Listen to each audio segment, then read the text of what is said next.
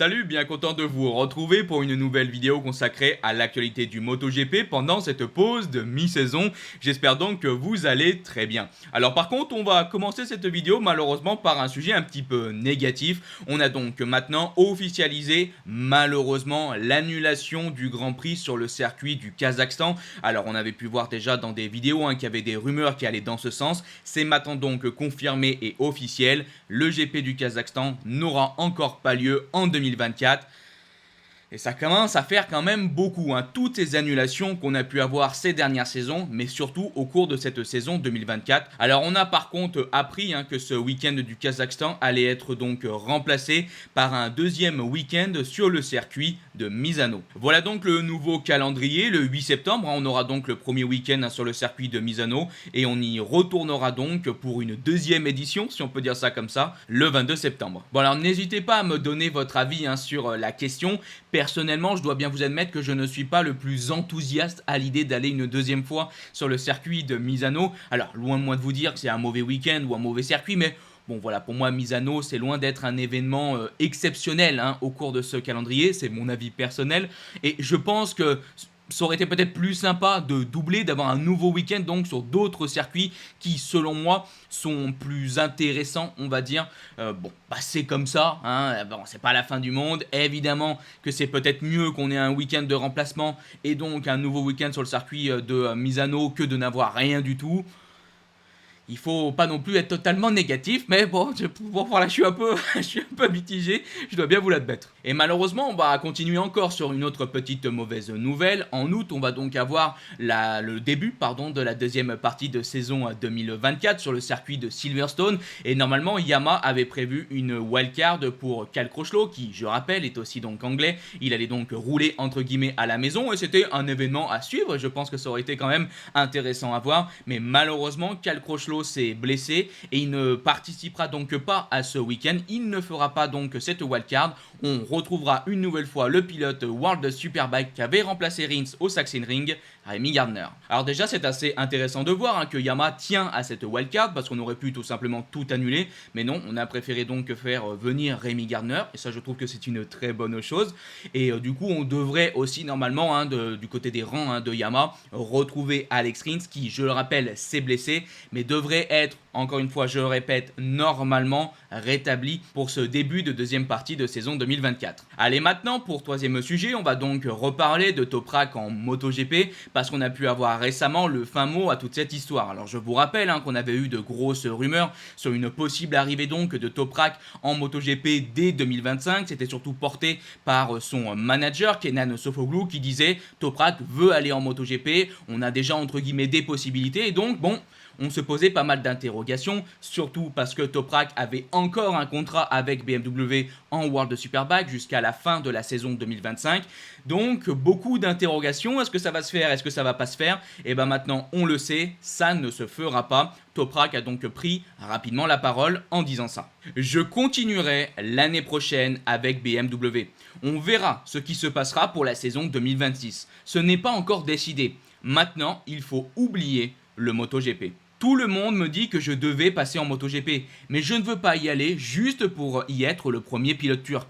Je veux m'y battre pour le championnat. Donc voilà, emballé, c'est pesé, fin de l'histoire, merci, au revoir. Je vois petite frustration. Alors on va se le dire tout de suite, c'est assez logique. Il y a un contrat et évidemment que ça semblait très compliqué de voir Toprak casser son contrat avec BMW en Superbike pour rejoindre le MotoGP. Ça semblait être une histoire franchement fumante et c'est beaucoup plus logique de voir un Toprak sûrement du coup respecter son contrat jusqu'à la fin de la saison 2025, rester donc en Superbike jusqu'à la fin de cette saison et après on verra ce qui se passera en 2026. C'est pas impossible de voir donc Toprak rejoindre le MotoGP en 2026. J'espère que ça se fera.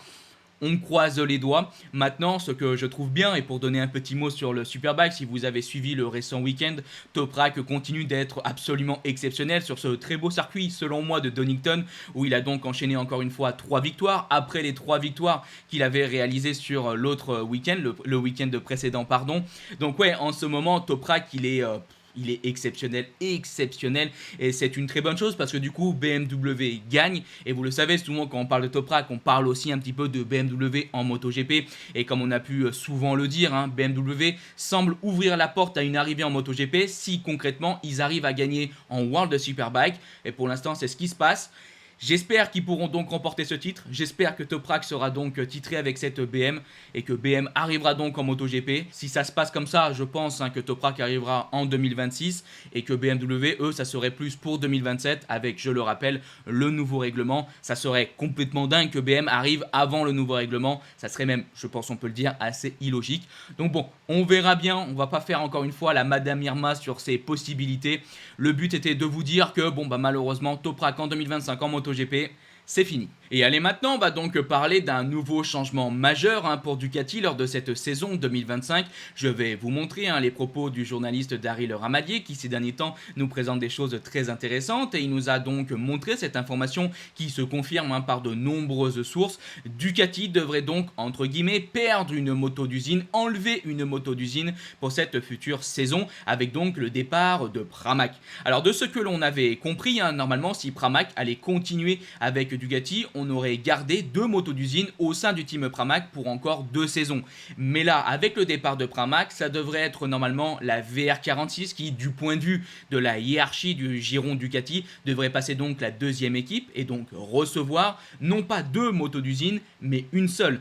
Et c'est ça le gros changement qu'on pourrait avoir pour cette future saison. Ducati pourrait ne plus qu'avoir 3 motos d'usine en 2025. Alors je vous rappelle qu'évidemment par le passé avec Pramac on en avait 4, et même encore un petit peu plus loin, je sais plus exactement la saison, mais on en avait eu aussi à un moment 5, rappelez-vous, on avait 2 motos dans le team usine, 2 motos dans le team Pramac et une moto dans le team VR46 à une époque où clairement on a dû aligner les billets. Et puis tout doucement on avait pu voir des propos de personnes importantes évidemment chez Ducati qui nous disaient que bah voilà, économiquement ça coûtait très cher toutes ces histoires, ces motos d'usine, et donc on a l'impression que là Ducati essaie de faire des économies, et je trouve personnellement que c'est un choix qui est quand même très audacieux, parce que comme on a pu le voir pour les autres constructeurs du MotoGP, tout le monde est en train de faire en sorte d'avoir 4 motos d'usine. Il reste quoi? Yamaha qui a 2 motos d'usine parce qu'ils n'ont pas de team satellite, mais en 2025 ils auront donc Pramac et ils auront donc 4 motos d'usine. On a encore Aprilia aussi qui pour l'instant a une moto qui n'est pas encore d'usine, c'est la moto donc de Raúl Fernandez, mais normalement pour le Grand Prix d'Angleterre on devrait aussi avoir maintenant 4 motos d'usine. KTM a 4 motos d'usine, Honda a 4 motos d'usine, donc je suis assez étonné de voir Ducati, qui est tellement en avance sur tout le monde très souvent, passer maintenant à 3 motos d'usine en 2025, quand tous les constructeurs de cette catégorie auront eux 4 motos d'usine. Et surtout pour en rajouter une couche, on sait que dans ce MotoGP moderne, les données sont extrêmement importantes, et donc avoir 4 motos d'usine, c'est très très important. Et donc Ducati en 2025 aura techniquement moins de données pour sa moto la plus à jour. Et c'est vrai qu'on a pu voir ces derniers temps cette stratégie quand même de Ducati de faire en sorte de vraiment pleinement utiliser toutes les équipes, toutes les motos, et justement aussi toutes les motos d'usine pour progresser beaucoup plus rapidement au sein d'un week-end, que ce soit sur les choix de pneumatiques pour la qualif, la course sprint ou la course du dimanche, mais aussi sur les réglages.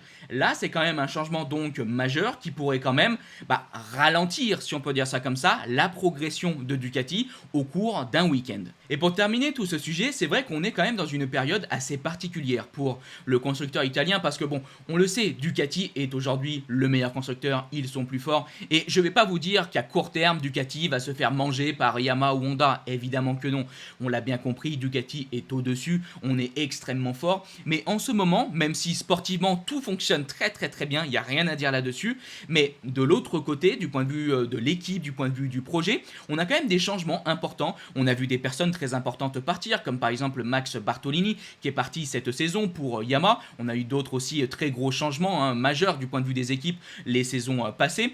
On a pu aussi donc voir Pramac quitter Ducati. Rendez-vous compte quand même, c'est un choix majeur de la part de Pramac. On a vu donc des pilotes aussi très importants quitter le giron comme Jorge Martin, Enea Bassini et Marco Bezzecchi, des pilotes jeunes qui se sont battus pour le championnat du monde, qui se sont battus pour des victoires. En ce moment quand même, si on met de côté pour l'instant les résultats sportifs, Bah pour cette saison 2025 en tout cas, on a quand même des changements importants et ça m'interroge donc sur la suite pour ce projet Ducati en MotoGP. Est-ce que réellement le constructeur italien va continuer de dominer, même j'ai envie de dire de surdominer la catégorie reine avec ces changements qui sont en train de se passer en interne? Alors, on va se le dire, Ducati sont très forts, ils ont une longueur d'avance, c'est le constructeur actuellement le plus fort et comme on a pu déjà le dire de loin, ils ont vraiment une marge par rapport aux autres. Mais attention, on sait que dans ce MotoGP tout va très vite. Rappelez-vous la situation de Yamaha ou encore de Honda. À l'époque, on était très largement dominateur, on était très largement au-dessus des autres. Puis le Covid est passé par là, on a arrêté, on va dire entre gros guillemets, de travailler, on s'est un peu perdu, il y a eu des problèmes économiques, la situation, le projet aussi en interne a été plus difficile et on s'est ensuite fait complètement manger par les autres constructeurs, les constructeurs européens. Alors attention, je suis évidemment pas en train de vous dire que la situation qui s'est passée pour les constructeurs japonais va se répéter pour Ducati parce qu'on n'est pas du tout dans le même contexte et c'est pas du tout les mêmes problématiques. Mais on peut s'apercevoir que quand on a des projets à côté qui sont gagnants, des sommes énormes investies, les autres travaillent aussi beaucoup. Quand toi tu commences à gratter sur certains points, quand tu perds des hommes importants, quand tu perds des pilotes importants, bah les choses évoluent et ne tournent pas toujours dans ton sens. Donc bon, voilà un petit peu ma pensée et cette micro-analyse on va dire sur ce sujet. Alors juste avant je vous disais ne pas vouloir faire la Madame Irma, finalement je la fais quand même. Bon vous savez que j'adore ça, moi j'adore essayer d'imaginer qu'est-ce qui va se passer après. Et ouais, c'est vrai que ce sujet de Ducati, bah moi, me fait me poser pas mal de questions parce qu'on a en ce moment, comme j'ai pu encore une fois vous le dire, des gros changements, des bouleversements. Mais bon, Ducati reste extrêmement fort, reste la première force du plateau et je pense que s'il venait à entre guillemets dégringoler du point de vue de la hiérarchie, il faudrait quand même d'encore plus gros changements parce que bon, Ducati reste au sommet clairement de cette catégorie reine. Et allez, maintenant, on va encore continuer de faire un petit peu la Madame Irma. Oh, c'est la pause de mi-saison, on n'a pas énormément de sujets vraiment factuels, donc on discute un petit peu d'avenir, ne m'en voulez pas. Mais on a pu donc avoir récemment, évidemment, de nombreuses interrogations sur qui vont être les pilotes satellites de Yamaha en 2025 donc, au sein de l'équipe Pramac. Alors on a eu beaucoup de rumeurs, par exemple tout d'abord pour Fabio Di Giannantonio, mais normalement il devrait donc re-signer chez Ducati. C'est pas encore officiel, mais ça devrait être fait, et ça devrait être aussi le pilote qui devrait avoir la Ducati 2025 en 2025 au sein du team VR46. Mais bref, c'est encore un autre sujet. Mais on a pu encore avoir récemment de nouvelles rumeurs appuyées par les propos de Fabio Quartararo qui a donc déclaré certaines choses sur un de ses amis, Miguel Oliveira. Il a donc dit « Oui, c'est l'un de mes meilleurs amis en MotoGP. Il fait du très bon travail, en particulier aujourd'hui. Et je pense que c'est un pilote très expérimenté. Il a déjà gagné pas mal de courses, donc il peut être un très bon pilote pour le projet. » Bon, bah clairement, on voit un Fabio Quartararo qui essaie d'attirer dans son giron, le giron Yamaha, un certain Miguel Oliveira. Comme d'habitude, j'attends pas mal votre avis sur la question. Comme d'habitude, j'essaie de lire moi tous les commentaires. Je trouve que c'est toujours très intéressant. Alors souvent, je mets un petit peu de temps. Des fois, j'ai du retard, mais j'essaie de répondre et de lire tous les commentaires des vidéos. En tout cas, sur ce sujet, Miguel Oliveira, moi je me dis un Miguel Oliveira chez Yamaha, c'est une idée qui me plaît bien.